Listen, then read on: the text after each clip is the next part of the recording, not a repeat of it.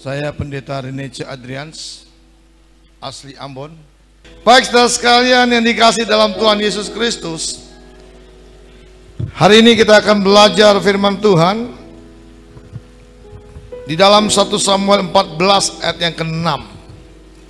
1 Samuel 14 ayat yang ke-6. Kalau sudah dapat kita baca bersama-sama. 1 Samuel 14 ayat yang ke-6. 1, 2, 3. Berkatalah Yonatan, sama-sama kita baca 1, 2, 3.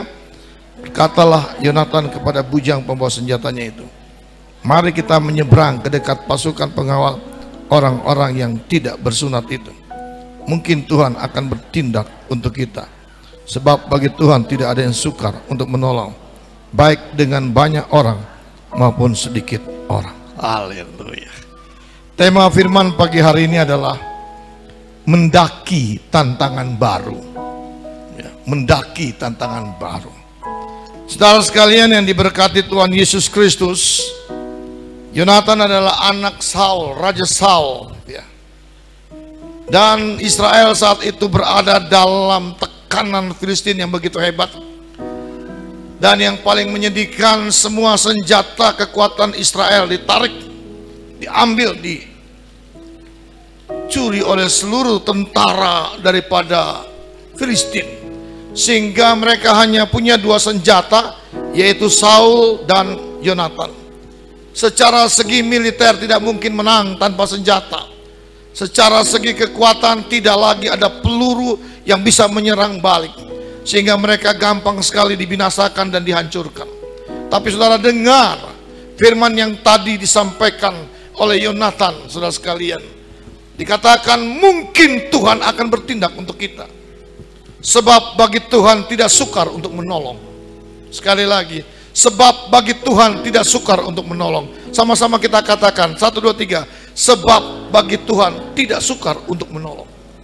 Saudara sekalian, kemudian Yonatan katakan, baik dengan banyak orang maupun sedikit orang. Satu hal yang menarik yang saya ingin sampaikan kepada kita, si Yonatan tidak bilang baik banyak senjata atau tidak banyak senjata, tapi dia katakan baik banyak orang atau sedikit orang.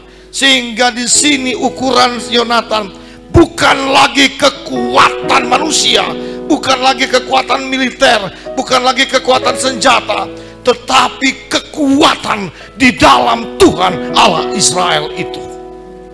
Sidang jemaat yang diberkati Tuhan, bukan dengan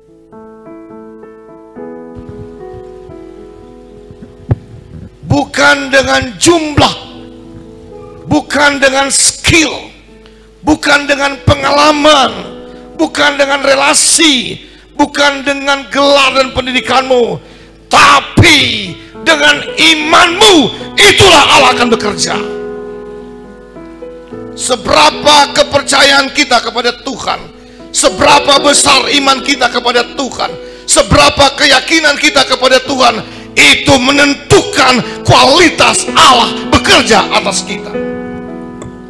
Sehingga kita semua yang hadir, bukan raut yang Tuhan lihat, bukan penampilan performance yang Tuhan lihat, bukan gelar yang Tuhan lihat, bukan isi dompetmu yang Tuhan lihat.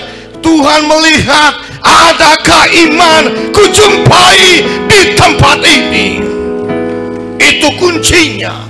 Sehingga kalau saudara ingin mengalami terobosan dalam hidupmu, ingin mengalami pemulihan, ingin mengalami kesejahteraan yang lebih lagi, itu saudara harus pertajam iman saudara di dalam Tuhan. Amin. Iman yang benar, yang tertuju pada Tuhan dan kuasanya. Iman akan membawa kita melihat perbuatan Tuhan yang besar, melampaui akal pikiran kita, Effendi, melampaui kekuatan kita, melampaui segala sesuatu dalam diri kita. Karena dia adalah Allah yang luar biasa, Allah yang dahsyat. Kita baca bahwa Saul yang disertai orang Israel terdesak dalam ketakutan, tidak berani keluar dalam gua, bersembunyi. Karena apa? Saul dan pasukannya hanya melihat kelengkapan diri, hanya melihat persenjataannya, hanya membandingkan dirinya dengan tentara daripada Filistin. Dia tidak membandingkan Allahnya dengan musuh itu. Saudara sekalian yang dikasih dalam Tuhan, Raja Saul menunjukkan sebuah kebodohan yang begitu hebat.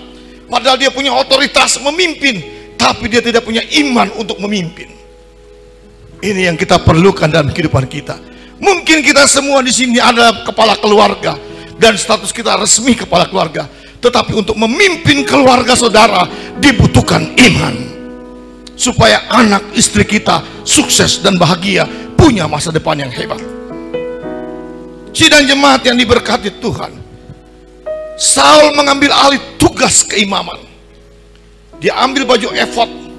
Baju efod adalah biasa dipakai untuk imam, untuk menyelenggarakan korban kepada Tuhan.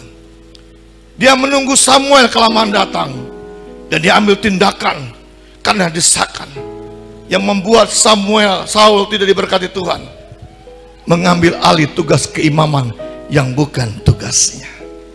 Kadang kita berpikir gampang jadi gembala, kadang kita berpikir gampang jadi pengkhotbah. Kalau engkau belum diurapi Tuhan, jangan coba-coba, karena itu bicara kepercayaan, itu bicara panggilan. Walaupun mungkin segi intelek saudara lebih tinggi dari gembala, lebih tinggi dari pengkhotbah, tapi kalau bukan ditunjuk oleh Allah, engkau bukan orang yang berhak untuk menjalankan tugas keimaman. Sidang jemaat yang diberkati Tuhan, di tengah-tengah keributan yang semakin menjadi-jadi, akibatnya Saul mengambil keputusan bertindak cepat, tidak menunggu petunjuk Tuhan. Dalam hidup ini kita harus memiliki ketajaman untuk mendengar apa kata Tuhan, untuk mendengar petunjuk Tuhan, tuntunan ilahi dalam hidup kita. Itu sebabnya setiap pagi harus punya doa pagi, harus baca Alkitab, sehingga dari doa pagi, baca Alkitab itu kita tahu hari ini apa maunya Tuhan dari kita. Kalau kita tidak bangun bedstone, kalau kita tidak bangun doa pagi, kalau kita tidak baca Alkitab, kita tidak pernah tahu hari ini mau ngapain, hari ini mau kerja apa, hari ini mau lakukan apa. Kita hanya lakukan rutinitas, kerja, pulang, modom, tidur. Tapi kalau kita baca Alkitab, kita mulai mendapat tuntunan ilahi. Karena Alkitab katakan, pendengaran akan firman itulah yang akan menumbuhkan iman. Sehingga iman tidak pernah muncul dalam diri kita bila tidak baca Alkitab, bila tidak dengar Alkitab.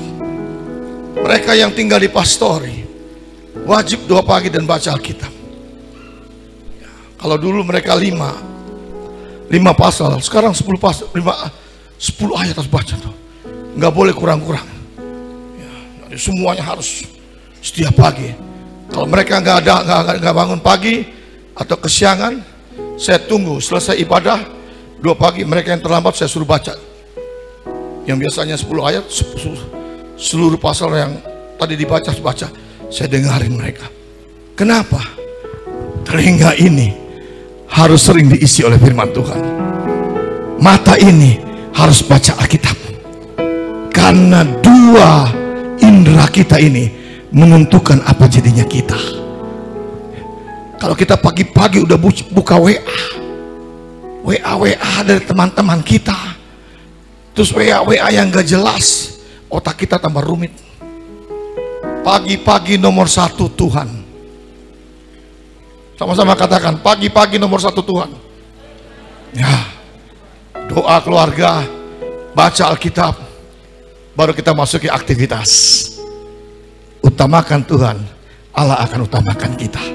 Beri kemuliaan bagi Tuhan kita Yesus Kristus. Motif hati Saul pada saat itu, Tuhan hanya sebuah aksesoris pelengkap, bukan penuntun. Ia seenaknya memandang rendah Tuhan.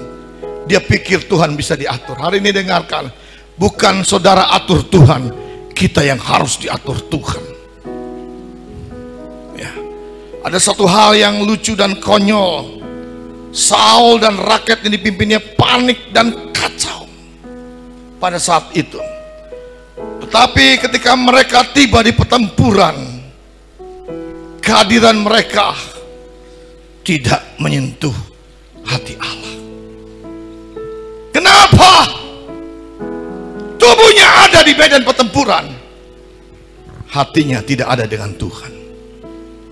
Kita sudah ada di gereja ini, benar, tubuh kita ada di gereja ini, tapi Allah ingin melihat apakah kau datang karena mencintai Tuhan, mengasihi Tuhan, merindukan Tuhan, dan membutuhkan Tuhan, sehingga waktu kita memuji, menyembah, ada di sini sungguh-sungguh membutuhkan Tuhan dalam hidup kita. Itu yang membuat Tuhan bekerja dalam diri saudara. Kalau saudara datang untuk mengkritik, pemain musiknya kurang enak, leadernya kurang bagus, leadernya khotbahnya biasa-biasa saja, engkau bukan peneliti datang ke gereja. Tidak ada sebuah yang namanya, saudara sekalian, monumen yang dibangun untuk seorang pengkritik. Di negara manapun seorang pengkritik tidak diperhitungkan, tapi yang dibutuhkan adalah kontribusi dari seseorang yang dirasakan oleh banyak orang, maka dia akan dibangun. Itu sebabnya jangan hanya tubuh kita yang hadir, tetapi biarlah surga melihat saudara dan saya. Mereka adalah orang-orang beriman yang mencari Tuhan, yang mencintai Tuhan. Beri kemuliaan bagi Allah kita yang dahsyat dan luar biasa. Tuhan bekerja dengan atau tanpa Saul dan orang-orang itu. Jangan bantu Tuhan, Tuhan yang bantu kita. Amin. Saudara sekalian yang dikasih dalam Tuhan, perikop dalam pasal ini bukan dengan apa yang Saul dan rakyat lakukan. Kita akan lihat bagaimana Allah memerintahkan kerinduannya kepada Yonatan dan pembawa senjatanya.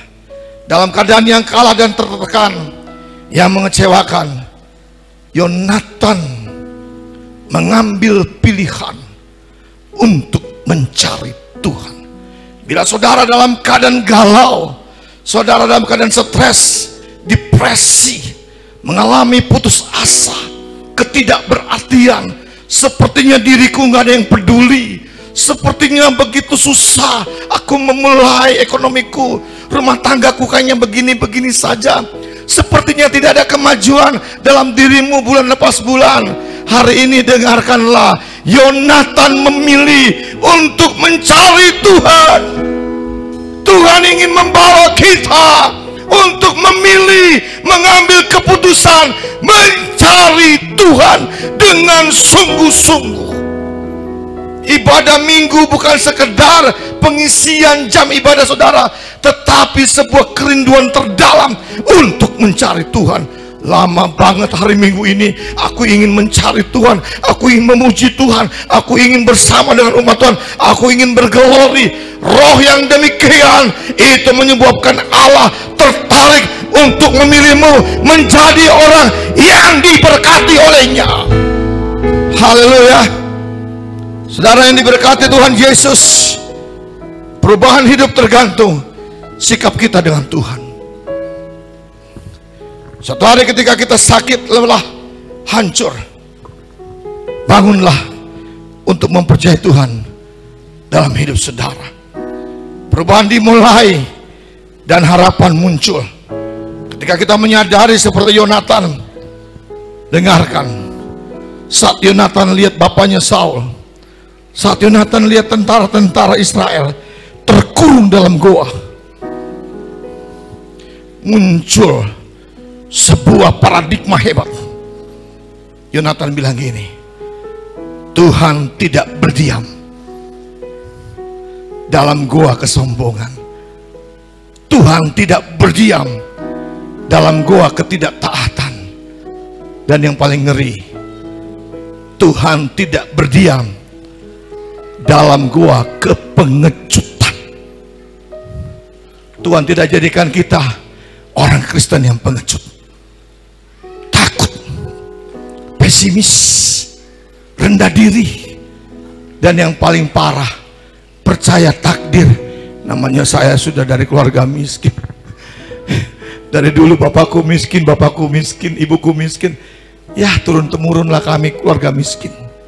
Jadilah apa yang kau imani, maka engkau akan menjadi miskin seluruhnya. Allah tidak tertarik dengan pengecutan saudara. Kalau Tuhan kasih hidup, dengarkanlah, masa lalu tidak bisa diubah, tapi masa depan bisa diubah bersama Tuhan kita Yesus Kristus yang ajaib itu. Haleluya. Tuhan ada di gunung, bukan di lembah. Daud katakan, sekalipun aku dalam lembah kekelaman, aku tidak takut bahaya, karena Tuhan beserta aku. Sidang jemaat yang dikasihi dalam Tuhan, pemazmur begitu keras dalam 121 ayat yang ke-1-2, mataku tertuju kepada gunung-gunung, dari manakah datangnya pertolonganku? Pertolonganku datangnya dari Tuhan yang menjadikan langit dan bumi. Yonatan menyadari bahwa Tuhan tidak berada di gua Gibea, tempat Saul dan para prajurit bersembunyi, tempat ayahnya di sana. Yonatan harus pergi. Dengarkanlah, Yonatan pergi ke tempat Tuhan bekerja. Kita harus pergi ke tempat di mana Allah bekerja, karena kalau kita ada di situ, Allah bekerja dengan kita. Kita harus tahu di mana Allah bekerja. Saudara sekalian, seorang penulis yang bernama Henry Blackaby, dia merangkum sebuah konsep cara prinsip mencari Tuhan. Dia katakan, kita tidak bisa pergi bersama Tuhan dan tetap diam di tempat kita berada. Allah tidak bekerja dengan Abraham kalau Abraham hanya di Ur Kasdim. Allah hanya bekerja dengan Abraham kalau Abraham ikut maunya Allah, keluar dari Ur Kasdim. Waduh, saudara sekalian, Yonatan menyadari itu. Kita harus bersedia mencari aktivitas ilahi. Kita harus bersedia mencari tuntunan ilahi dalam diri kita. Dan dia, Yonatan, berkata kepada pembawa senjatanya, mari kita pergi ke pos terdepan orang-orang yang tak bersunat. Cara pandang Yonatan, sekalipun Filistin lengkap senjatanya, tentara-tentaranya terlatih berperang, jumlahnya lebih banyak daripada Israel, tapi cara pandang Yonatan, mereka orang tak bersunat. Artinya apa? Mereka adalah orang-orang yang tidak berada dalam penyertaan Tuhan. Artinya apa? Mereka bukan orang-orang pilihan. Kita lebih dari pemenang, kata kita punya Allah sebagai sang pemenang. Dia panglima perang kita. Hari ini bangkitkan dalam imanmu, engkau tidak sendiri, engkau berjalan dengan panglima besar, Yesus Kristus. Namanya sumber kemenangan kita. Dahsyat dia, dahsyat. Walaupun kau ada di Brastagi, orang tuamu di tempat yang lain, ada di Nias, di mana saja, orang tua miskin dan keadaanmu sederhana, tapi Allahmu hebat dan luar biasa, ajaib, dahsyat. Segala perkara dimungkinkan oleh Allah. Amin. Sekarang ini berkati dalam Tuhan Yesus Kristus. Dia berkata pada temannya, pembawa senjata, kita naik kepada orang yang tak bersunat itu. Perkataan kita menentukan arah hidup kita. Jangan pernah berkata tentang sesuatu yang merugikan dirimu, memang saya sial, memang saya susah. Jangan. Istri juga jangan bilang begitu. Kenapa suami tetangga lebih hebat dari suamiku? Kayaknya aku salah pilih. Anak udah banyak, cucu banyak, pakai bilang salah pilih lagi. Nggak mungkin kau tukar lagi. Padahal suami bilang, kenapa istri tetangga lebih cantik dari istriku? Ya dia baru nikah, saudara, udah 50 tahun nikah, 30 tahun nikah, ya udah beda lah. Casingnya tentu kayak balon kempes dan sekalian. Ini normal-normal saja itu. Nah sekalian yang dikasih dalam Tuhan Yesus Kristus, hai istri-istri, ibu-ibu, ibu-ibu, pulang dari gereja, lihat wajah suamimu, tapi jangan lihat lagi dia ini lagi tidur, jadi dia nggak tahu. Baru saudara bilang, memang suamiku ganteng banget, nggak salah aku pilih dia. Dia adalah pria tersukses yang aku ketahui. Dia akan menjadi bapak yang hebat. Bersamanya aku akan bahagia. Tuhan memberkatimu ayang beb. Kan dia nggak tahu, itu rahasiamu dengan Tuhan. Tugasmu mengusap-usap, lepaskan berkat. Jangan lepaskan kutuk. Kapan kau mati lama banget kau ini. Kau menjengkelkan hidupku. Jangan. Nggak mati-mati dia. Doakan berkat kepadanya supaya suamimu sukses. Setiap jumpa anak-anak saya selalu begitu, tumpang tangan sama anak saudara, selihat-lihat dia tuh menyampaikan berkat. Engkau anak sukses, engkau punya masa depan, engkau akan menduduki tempat-tempat strategis. Setiap hari sampaikan itu pada anak-anak saudara. Jangan pernah bosan, supaya saudara menuai hasil apa yang kita imankan. Karena yang cuma menolong keluarga kita hanya Yesus. Hanya Yesus. Hanya Yesus. Beri kemuliaan bagi Allah kita.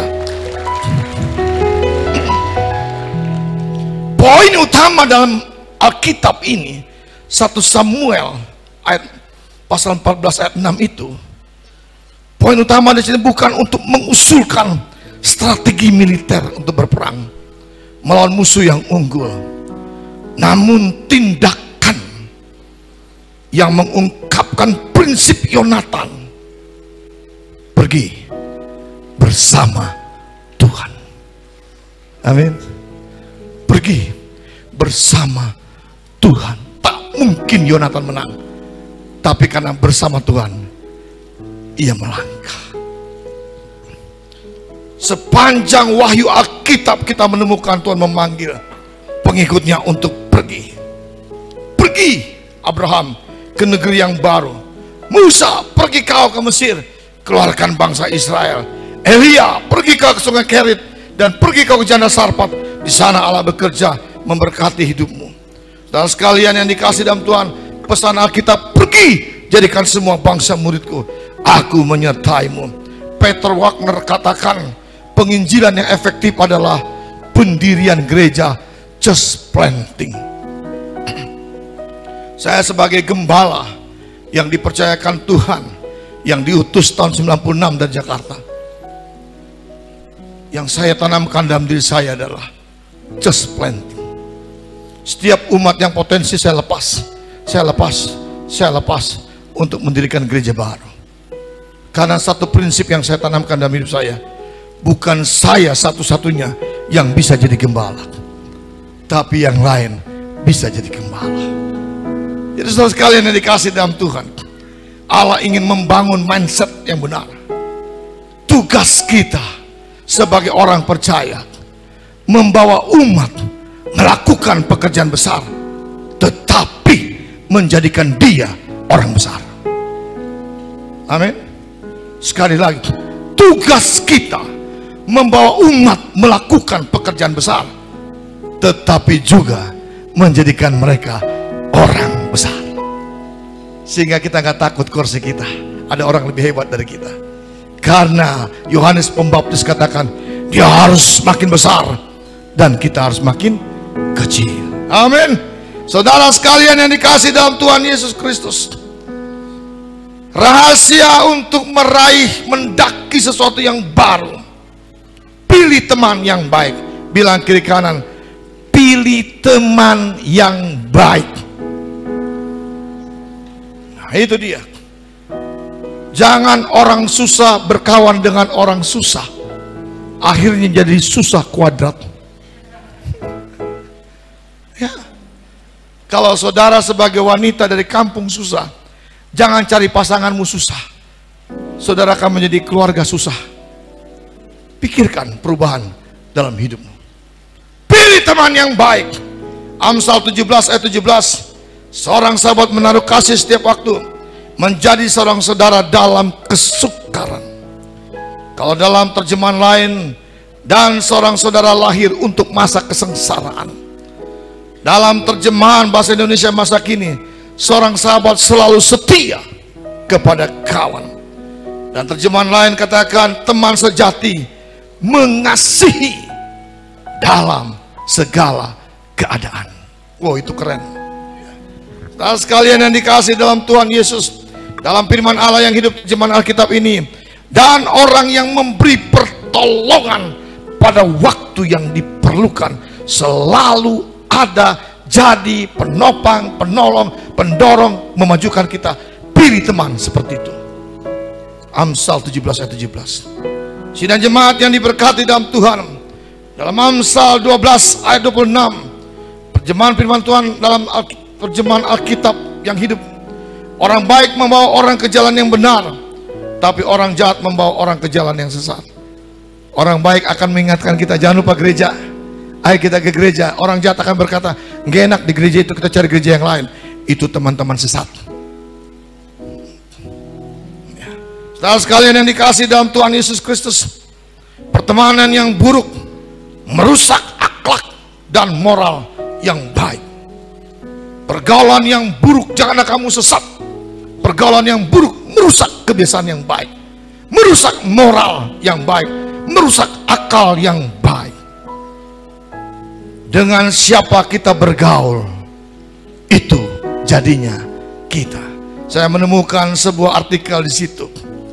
Kalau kita bergaul dengan 4 orang penjudi, kita akan menjadi orang nomor 5 sebagai penjudi. Kalau kita bergaul dengan 4 orang pemabuk, kita akan menjadi orang kelima jadi pemabuk. Kalau kita bergaul dengan 4 orang pembohong, kita akan menjadi orang kelima jadi pembohong. Kalau kita bergaul dengan orang yang suka judi online, suka pinjam online, 4 orang kita bergaul dengan mereka, kitalah orang kelimanya yang akan ikut dengan mereka.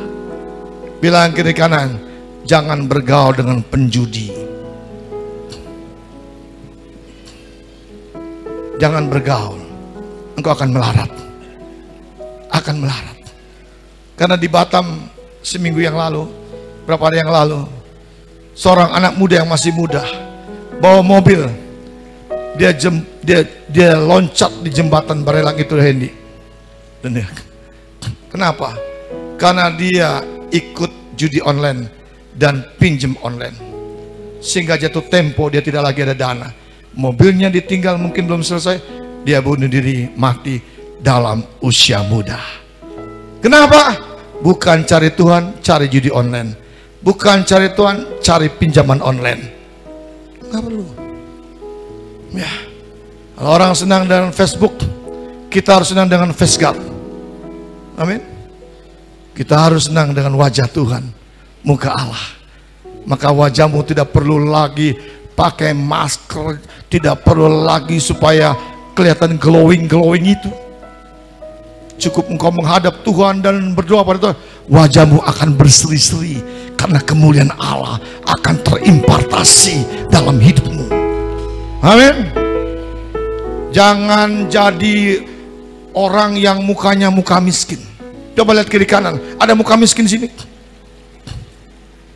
Muka-muka susah, muka-muka proposal. Biar kita adalah muka-muka yang diberkati oleh Tuhan. Muka-muka yang membuat orang terkagum-kagum. Orang ini kok mukanya keren sekali. Dia nggak tahu ada Yesus dalam hidup kita. Amin. Haleluya. Haleluya. Waktu kita susah, waktu kita belum dapat apa-apa, berdoalah dengan sungguh-sungguh di kamar seperti ubur-ubur.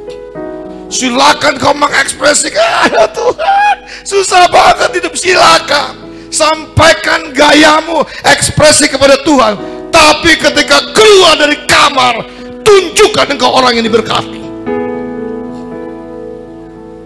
Orang gak lihat muka susahmu, karena engkau hanya sampaikan itu kepada Tuhan. Dia akan bekerja gantimu. Dia akan membuat yang tidak mungkin menjadi mungkin atas hidup kita. Haleluya. Saudara sekalian yang dikasih dalam Tuhan, kalau kita bergaul dengan 4 orang sukses, kita adalah orang kelima yang sukses. Belajar dari gembala saudara. Kenapa dia begitu aktif sibuk? Lihat cara bergaulnya. Ikuti jejak-jejak yang terbaik dalam dirinya. Ambil itu, adopsi visi misi, adopsi keunggulan-keunggulannya, dan terapkan dalam hidupmu untuk memilih teman yang berkualitas. Saudara sekalian yang dikasih dalam Tuhan, bergaul itu kita harus cari relasi yang berisi, bukan relasi yang berisik. Berisi, bukan berisik. Kalau berisik apa? Kerjanya ceritain kita, menjatuhkan kita, merendahkan kita, meremehkan kita. Tapi kalau relasi yang berisi, kita ikut terisi dengan apa yang ada padanya. Kita harus mempunyai kepekaan untuk mendapatkan teman yang berisi. Kuncinya yaitu kita harus mengupgrade diri kita agar juga kita berisi. Saya bersyukur gembala saudara telah menyelesaikan S3. Saya pun juga telah menyelesaikan S3. Kenapa? Kita harus mengupgrade diri kita agar kita berisi dan kita bisa bergaul dengan orang-orang yang berisi, sehingga ada kekuatan yang menyatu di dalamnya. Bukan untuk sebuah kesombongan, tapi kita perlu mengupgrade diri kita untuk mengalami satu kemajuan. Dan saudara sekalian, Nelson Mandela katakan, sebuah senjata bagi kemajuan bangsa adalah pendidikan. Pendidikan tidak bisa kita abaikan. Iman dan pendidikan berjalan berbarengan, sehingga kita berjuang agar diri kita dididik lebih tinggi lagi, dan kita berjuang agar anak-anak kita harus mencapai level tertinggi, dan kita harus bergaul untuk hal itu dan berjuang hal itu, sehingga kita akan bertemu dengan orang-orang yang berisi dalam hidup ini. Sidang jemaat yang dikasih dalam Tuhan, jadi kalau kita punya isi dan membangun dengan relasi, maka saudara sekalian, relasi itu hubungan dua pihak. Isi ketemu relasi, tercipta koneksi. Koneksi hubungan yang memudahkan segala urusan. Koneksi akan melahirkan rekomendasi. Rekomendasi dapat karena kita dipercaya, sehingga kita dapat rekomendasi. Dan rekomendasi akan melahirkan, menciptakan akselerasi, perubahan, kecepatan dalam diri kita. Karena kita jumpa dengan orang-orang yang punya pengaruh, sehingga kita mendapat rekomendasi. Rekomendasi itulah yang membuat kita melahirkan akselerasi, satu kegerakan cepat dalam sebuah kemajuan diri kita. Makanya tadi saya katakan, jangan orang susah bergaul dengan orang susah. Bukan saya memandang rendah itu, untuk mengupgrade diri kita, untuk membangun diri kita. Ini ada laptop, ini ada HP. Dengarkan khotbah-khotbah Pak Gilbert, dengarkan khotbah Yusuf Roni, dengarkan khotbah-khotbah yang membangun, yang membawa kita untuk terus mengarah kepada kemajuan.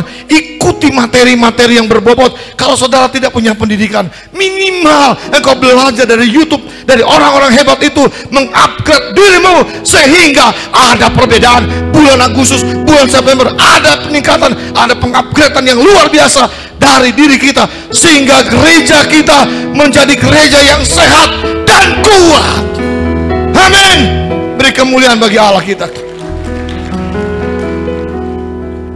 Jadi saudara sekalian yang dikasih dalam Tuhan, kalau kita nggak punya koneksi, karena kita nggak ada isi, akibatnya basi, nggak tertarik bagi banyak orang. Saudara sekalian yang dikasih dalam Tuhan, pilihan sahabat Yonatan di perkemahan Gibeah bukan raja, bukan orang-orang yang gemetar ketakutan, tapi pilihan terbaik adalah mencari teman yang sevisi, semisi dengan dia, dan yakin mengalahkan musuh yang walaupun punya kekuatan yang hebat. Yonatan menemukan seorang sahabat yang memiliki semangat yang sama. Pria di camp tersebut mengakui keberaniannya dan kepemimpinan dan iman dari Yonatan. Itu yang kita butuhkan dalam persahabatan. bukan nggak suka melihat kemajuan, bukan nggak suka melihat semangat dan kemajuan, dan melihat sesuatu yang kita kerjakan. Tinggalkan orang-orang seperti itu. Saudara sekalian yang dikasih dalam Tuhan, teman Yonatan melihat sebuah kemenangan ada di pihak kawannya ini. Teman yang baik ini dia katakan gini dalam 1 Samuel 14 ayat 7b, lakukanlah niat hatimu itu, sungguh aku sepakat. Padahal dia nggak punya senjata, yang punya senjata Yonatan, yang dihadapi orang hebat, Filistin yang kuat-kuat, Filistin yang sudah terlatih, tentara yang kuat yang punya senjata. Tapi dia katakan, lakukan niat hatimu, sungguh aku sepakat. Saudara sekalian, satukan iman. Suami istri, satukan iman di kamar. Bagi Tuhan mak tiada yang mustahil. Mari kita bangkit mesbah doa mak. Kita doa. Bagi Tuhan gak ada yang mustahil. Bagi Tuhan tak ada yang mustahil. Saudara nyanyi sambil menangis dan merasakan kuasa Allah. Allah mengubah yang tidak mungkin menjadi mungkin dalam hidupmu. Beri kemuliaan bagi Allah kita. Sidang jemaat yang dikasih dalam Tuhan, dalam terjemahan bahasa Indonesia masa kini, sahabatnya berkata, apa saja yang hendak Tuhan kulakukan, hamba setuju. Wah, sedap. Itu nggak merepotkan kerja itu. Lakukan apa yang baik menurut engkau, aku akan setuju saja dengan sepenuhnya. Itu menurut terjemahan Alkitab masa kini. Saudara sekalian yang dikasih dalam Tuhan, dalam ayat yang ke-7, saudara sekalian, dalam terjemahan Indonesia Modern Bible dikatakan begini, lakukanlah semua yang ada dalam hatimu. Yonatan, majulah, lihatlah, aku di sini bersamamu, sepakat dengan hatimu. Itu yang Tuhan mau dalam memilih sahabat untuk sebuah kemajuan yang akan kita garap ke depan. Gereja ini akan dipulihkan dengan luar biasa. Gereja ini akan mengalami perluasan yang luar biasa kalau gembala pengurus jemaat sepakat untuk memperluasnya. Amin. Tidak menutup kemungkinan IKN diangkat jadi lantai 2, lantai 3, diperluas ke sana kemari, dan lawatan Allah terjadi di tempat ini. Kita semua membutuhkan teman yang membangun bukan meruntuhkan, teman yang membangkitkan percayaan bukan melontarkan kritik, teman yang mendorong iman, yang berani, yang tidak menghalangi, yang berani ambil resiko, teman yang mendukung dengan hati dan jiwa, bukan hanya berteman yang suka di pesta-pesta saja. Itu teman yang cari enaknya saja. Tapi teman itu yang harus seperti temannya daripada Yonatan. Nasihat seorang yang bernama J. Streck, dia katakan dalam bukunya Above and Beyond, artinya di atas dan seterusnya, dengan siapa kita bergaul adalah salah satu dari sedikit keputusan yang 100% kita kendalikan. Berdoalah untuk persahabatan yang saleh dan termotivasi, dan luangkanlah waktu untuk mengembangkannya dengan kawan hebatmu itu. Saudara sekalian yang dikasih dalam Tuhan Yesus Kristus, Tuhan membawa kita untuk melihat kegerakan Yonatan. Saul membawa 600 tentaranya dalam 1 Samuel 14 ayat yang ke-15b. Dia mempunyai 600 tentaranya, dan 600 tentaranya bagi Yonatan ada alasan untuk menyerah karena tidak punya senjata. Ada alasan untuk menyerah karena kekuatan musuh lebih besar. Ada alasan untuk menyerah karena musuhnya lengkap dengan senjatanya. Hidup ini selalu punya alasan bagi kita untuk menyerah, untuk pasif, untuk pesimis, untuk berdiam diri ketika kita membandingkan satu dengan yang lain, ketika kita membandingkan keadaan diri kita dengan yang lain. Kalau tugas kita hanya membanding-bandingkan, dengarkanlah, engkau tidak maju, engkau mundur, engkau statis, engkau lemah, tidak berdaya, karena engkau hanya melihat potensi orang, tidak melihat potensi dirimu yang dimana Allah bekerja atasmu. Hari ini berhenti membanding-bandingkan dirimu dengan orang lain. Bandingkanlah mereka dengan Tuhan yang bersama dengan kita. Beri kemuliaan bagi Allah kita yang dahsyat. Saudara sekalian yang dikasih dalam Tuhan Yesus Kristus, firman Tuhan pada pagi hari ini, dengarkan, kita berjuang untuk kemenangan. Kita hidup untuk menang. Sama-sama kita berseru seperti, saya hidup untuk menang. Sekali lagi, saya hidup untuk menang.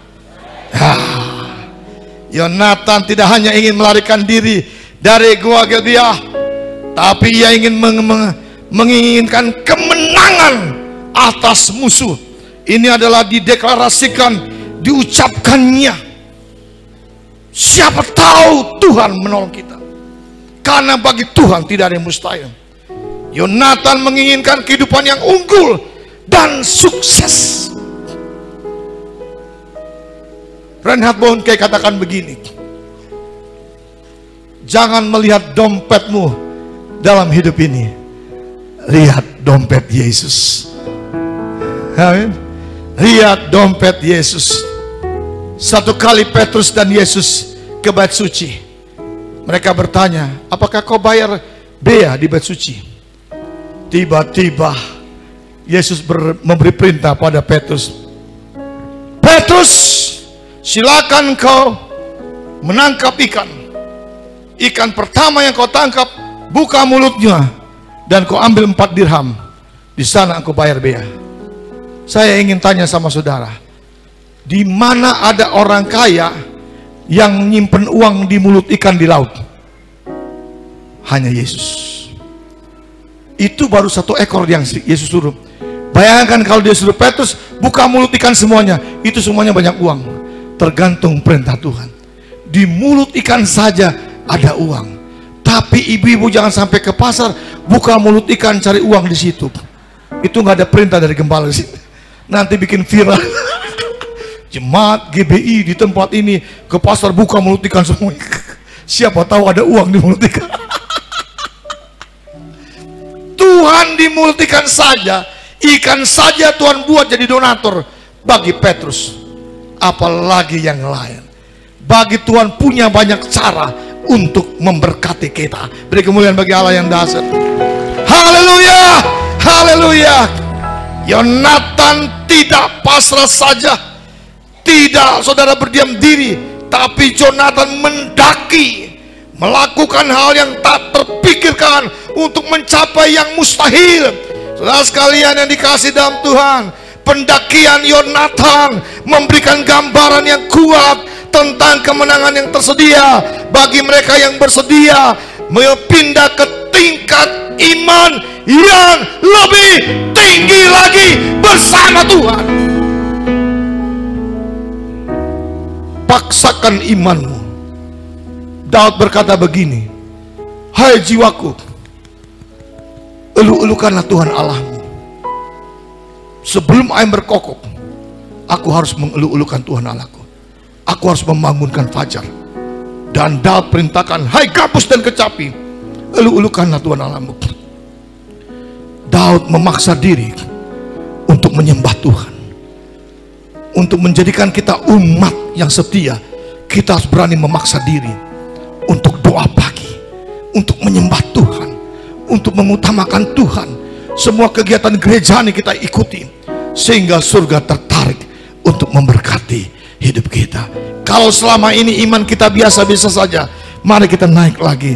Tingkatkan imanmu lebih tinggi lagi, lebih tinggi lagi, lebih tinggi lagi. Sehingga saudara sekalian yang dikasih dalam Tuhan, Allah bergerak sesuai dengan iman yang kau kembangkan dalam kehidupan saudara sekalian. Bapak Ibu yang diberkati Tuhan Yesus Kristus, Petrus ketika mau melangkah keluar dari perahu, dia menunggu apa kata Tuhan. Ketika Tuhan bilang, Petrus keluarlah, mendekat dengan aku. Saat itu Petrus mau keluar. Apa maksudnya? Petrus dan Yonatan menunggu aba-aba dari Tuhan, mempercayai perkataan Tuhan. Itu sebabnya hidup kita tidak bisa terpisah dari firman. Karena firman itu menentukan aba-aba kegerakan kita, jalan-jalan kita, petunjuk-petunjuk kutuk ilahi akan berlaku dalam hidup kita. Di dalam Mazmur 1 dikatakan ayat 1-3, kalau kita merenungkan Taurat siang dan malam, Alkitab katakan gini, apa saja yang kamu buat akan dibuat berhasil oleh Tuhan. Jadi sejauh mana kita renungkan Alkitab, sejauh mana kita baca Alkitab, sebesar itulah berkat turun atas saudara. Semakin banyak baca Alkitab, semakin banyak merenungkan firman, semakin diberkati hidupmu. Saya membaca sebuah buku, Pak Ruben, agak unik.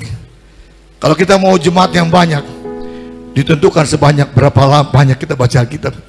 Kalau kita banyak baca Alkitab, Tuhan kirim banyak jiwa. Kenapa? Karena dalam diri kita bau firman. Ketika kita salaman, impartasi firman. Ketika kita menatap firman keluar, di diri kita penuh dengan firman. Firman menjadi magnet untuk orang datang kepada Tuhan. Saudara sekalian yang dikasih dalam Tuhan Yesus Kristus, sebabnya pada pagi hari ini yang diberkati Tuhan, biarlah kita mulai belajar mengikuti kegerakan yang dilakukan oleh Yonatan. Camkan dengan serius, sidang jemaat yang diberkati Tuhan, tidak ada jalan untuk mundur, tidak ada jalan untuk diam, tidak ada jalan untuk bengong, tidak ada jalan untuk bersembunyi, dan tidak ada jalan untuk menyerah. Kita diciptakan dan ditakdirkan untuk lebih dari pemenang.